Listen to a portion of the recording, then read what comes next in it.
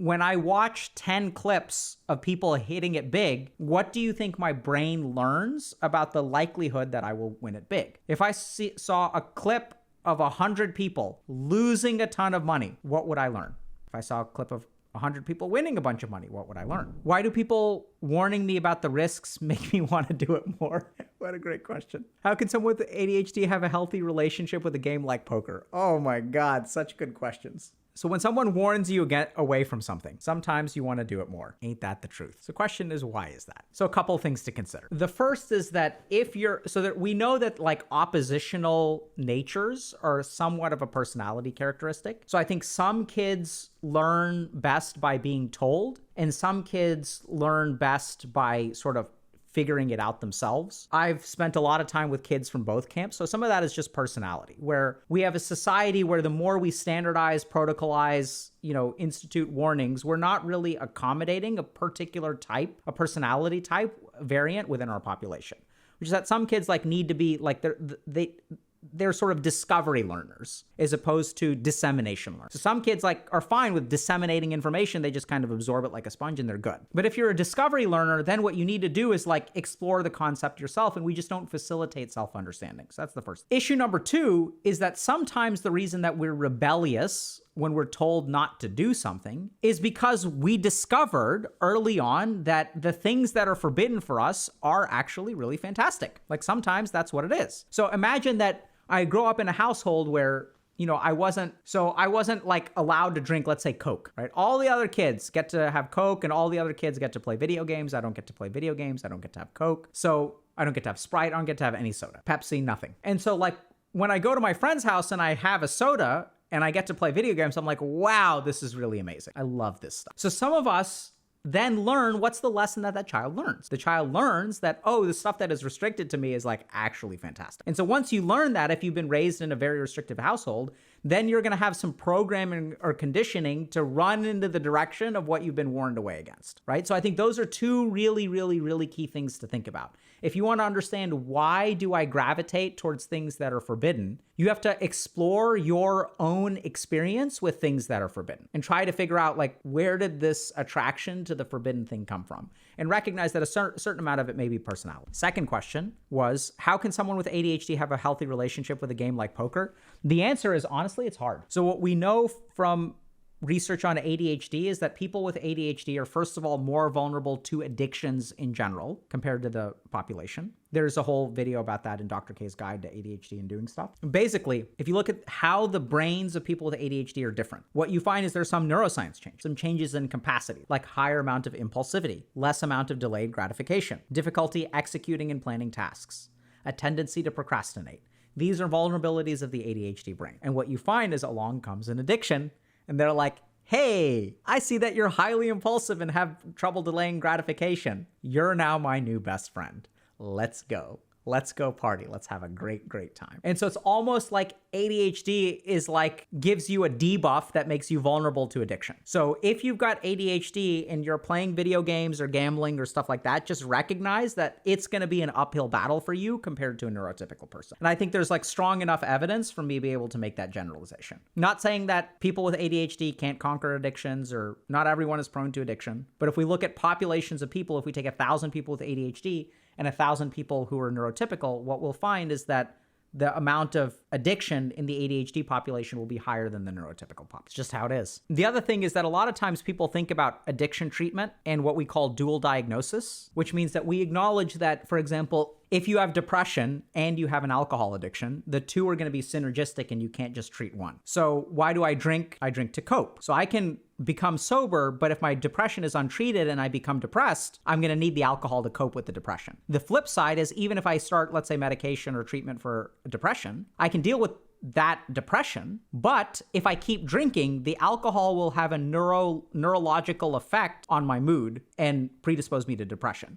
You can even get something called a substance-induced mood disorder. So alcohol can in and of itself cause a depressive episode. So generally speaking, when we think about dual diagnosis, we think about mood disorders and addictions. We don't think about ADHD and addiction. So oftentimes that's something that's very, very important. You have to treat the ADHD and the addiction simultaneously. Is it possible to make someone more susceptible to gambling? If so, how do gambling sites take advantage of this? It's absolutely possible to make someone more susceptible to gambling. So if we go back to the psychology of how people get into gambling, remember we discussed a lot of different things: impulsivity, impaired risk calculations, illusion of control, right? So I don't calculate the costs. I believe I can affect change. There's also aspects of peer pressure and advertising. And if trendy, our brains are vulnerable to what's trendy. So how do gambling sites take advantage of this? Really simple, right? Wow, you win $1 million.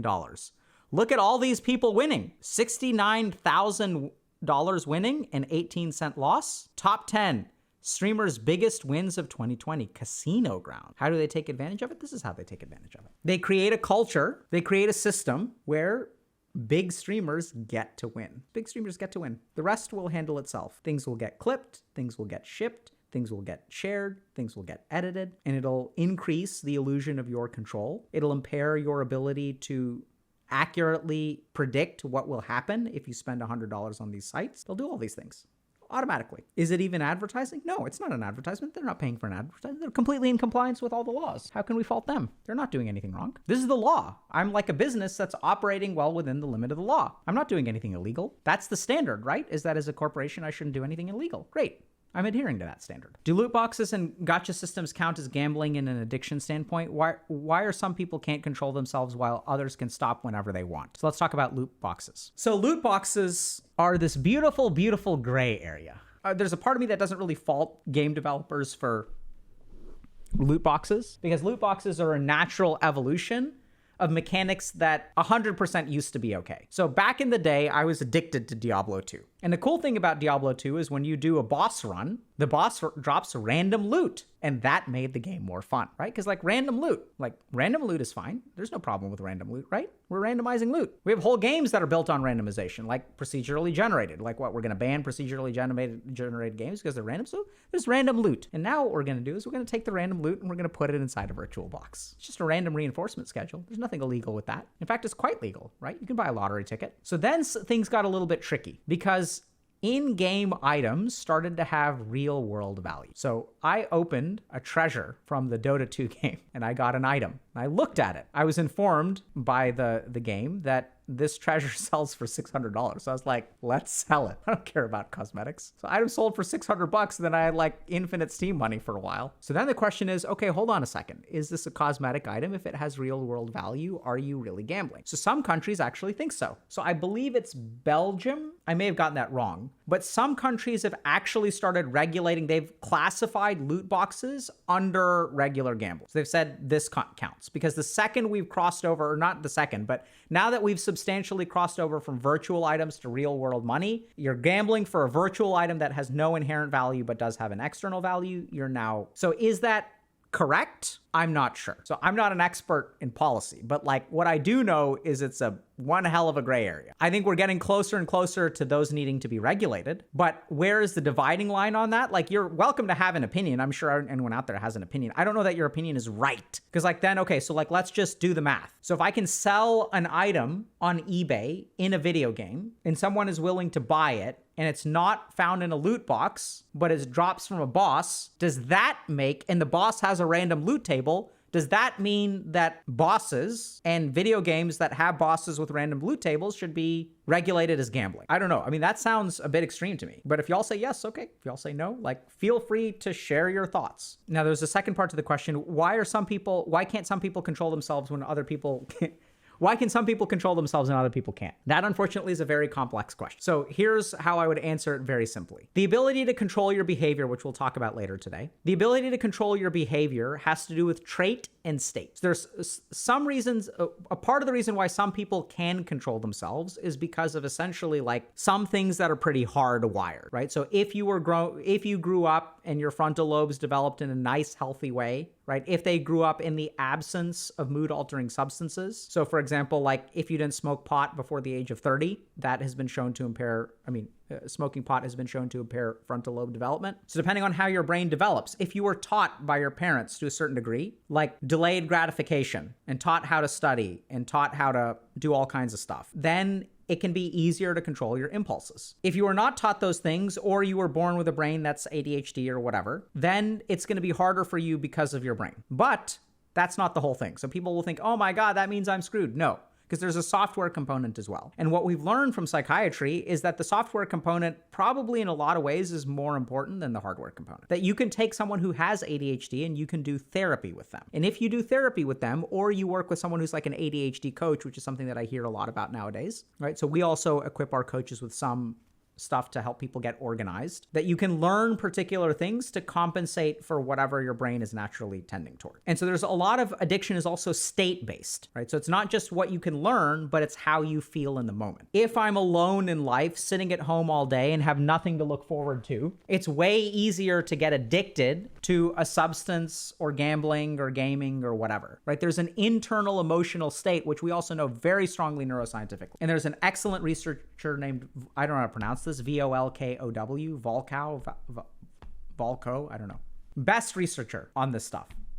Excellent neuroscience paper about how a lack of awareness of your internal state predisposes you to addiction. And so if you look at the mechanisms through which meditation helps people with addiction, is we learn how to become aware of our internal emotional state, and we learn how to emotionally regulate ourselves. And once you have those two things, once you can regulate your state, you no longer are going to be as vulnerable to the addictive substance. So in a nutshell, it's trait and state. Part of the way that you were born, you were wired. Some people are luckier. Other people are unluckier when it comes to addiction specifically. And then some people are more vulnerable because of their circumstances or even how they're feeling moment to moment. I think her name is Nora Volkow. So if we look at, if y'all want to see, I'm sure this is, I don't know if this is the right paper, but this is the right person. Yep, this is fantastic. I think it's, let's see, PDF. Nope, okay, Lancet Psychiatry is not in the public domain. But like, fantastic. Okay, last question. Is watching people gamble dangerous? Can seeing others gamble make it more likely to become addictive? I'm gonna go ahead and say, on balance, yes. There is a risk to watch people gamble. And that too, there's some nuance here, because it's not just watching people gamble, it's the way in which you watch them gamble. And what aspect of the gambling are you watching? So for example, watching a clip compilation of people gambling, I think will probably be more harmful than watching 8 hours of like someone just clicking buttons. Maybe I'm wrong. So the data could show the opposite. But I think if we look at some of these things like illusion of control and expectation of reward, when I watch 10 clips of people hitting it big, what do you think my brain learns about the likelihood that I will win it big? If I saw a clip of 100 people losing a ton of money, what would I learn? If I saw a clip of 100 people winning a bunch of money, what would I learn? And so I do think that there is a danger to watching people gamble. But that, I think, is also variable, right? So it's not like binary. And so watching a stream, I mean, who knows? Maybe watching a stream for 8 hours is actually more damaging because you're getting inundated with it, inundated with it, inundated with it. Maybe you're watching it on the second screen and the only time you pay attention is when there's a big win. Maybe you get bombarded with the sensory stimuli and all the banners and the logos and the colors. Maybe that has a worse effect. I don't know. But in general, I'd say yes, that watching people gamble will make you more prone to gambling. And that's not specific to gambling, by the way, right? So if I like watch people eat chicken nuggets, I'm going to want to eat chicken nuggets. If I watch people playing a video game, I'm going to want to play the video game. It's how human beings work.